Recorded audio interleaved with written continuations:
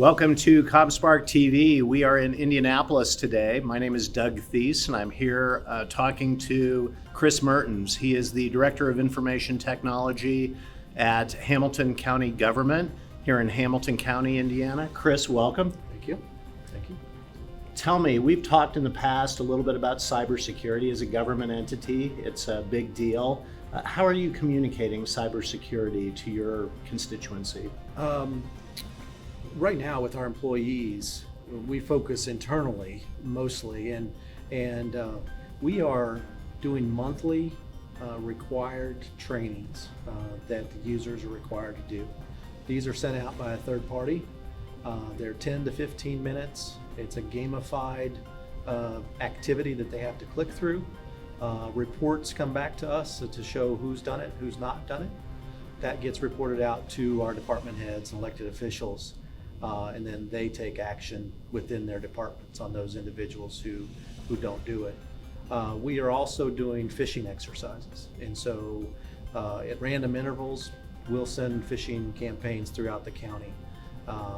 And if an employee falls for the phish, they will be notified that they did so, and they will be directed to some training and told why they failed that exercise. And those reports also come back to us. And we distribute those out to the department heads as well, so that they know which of their employees have failed the test per se. We do a lot of communicating as well with the employees, just outside of those activities. If there are, I would say, pertinent events that have happened, such as some events here in Indiana recently with some county governments, we will send out those articles and let them know that, this is a real thing. This is happening close by.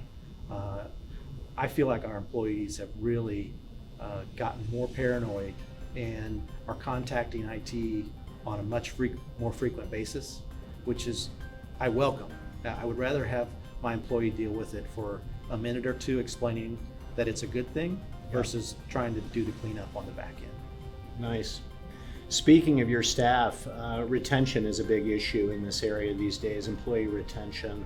What are you doing to answer the question, how do we keep our employees? So Hamilton County is fortunate with our tax base in the county here. Yeah. And so we do have more resources than some counties, but we still can't pay what the private sector pays. One of the big things that I've been a real proponent of is training.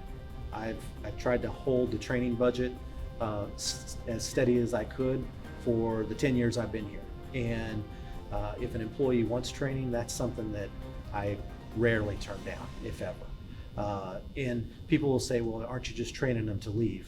And I think if we keep them engaged and we allow them to take that training and utilize it, and it can make the county more efficient, we've been fairly successful in keeping employees.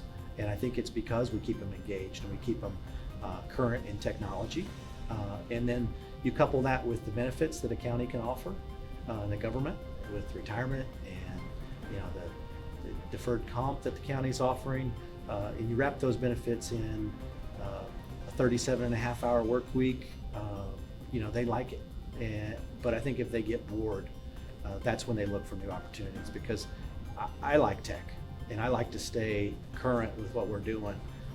And if that wasn't the case in the county, that wouldn't be interesting to me either. So I think that's one of the big areas that we focused on, is making sure our technology is current and keeping staff skills current and keeping them engaged and allowing them to use those skills. The cloud is becoming more and more of an issue, both for the commercial sector and for government. What is your cloud strategy? I would say it's measured. We were one of the first counties in Indiana to move to Office 365. So we did that almost 6 years ago. Wow.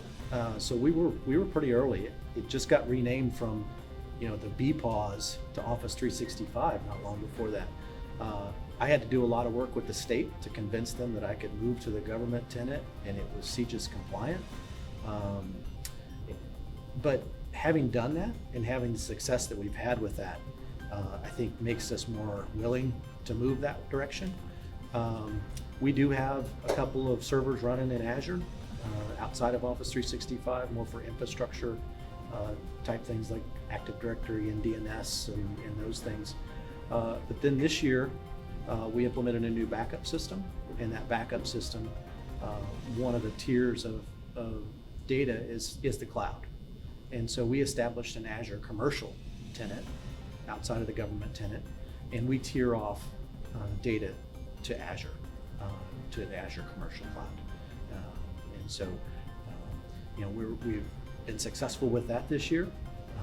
Things seem to be working, and based on the cost of that, I could not have provided the kind of storage that we've got, on an annual basis for what it's taking for our data to move to the cloud.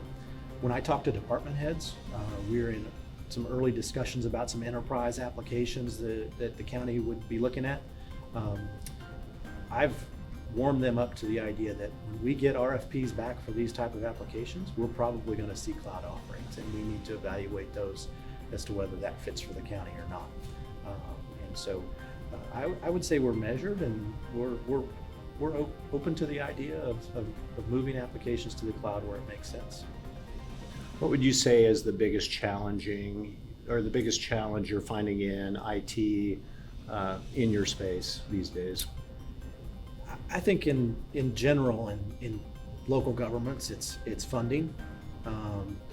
Budgets. We're just dependent on tax base. As I said, we're a little bit more insulated maybe than some other counties here in Hamilton, but it's still a concern. It's still, if the economy, which has been on a long streak of good, if that starts to turn, that really has a big impact on us. And trying to plan for that and make sure that we're in a position where we can still operate and still provide services to really what's been a growing user base in the county. We're over 1,100 employees at this point, and so there's a number of things that we have to take care of, including public safety. I'd say the other one is cybersecurity, which we talked about earlier. That's just when I look back 10 years ago when I got here, we were concerned, that we didn't want our data just out there, but it was more about people having access to our data, and we didn't want sensitive data to get out. But now it's constant. It's every day. I think we have some kind of conversation about cybersecurity, whether it's a county getting hit, a city getting hit, the trends that we're seeing and local governments being targeted. That's one of the bigger issues. This is ComSpark TV. If you would like to learn more, you can visit comspark.tech. Chris, I thank you for your time today. Thank you very much. Appreciate it. Yep. Nice job. Thank you.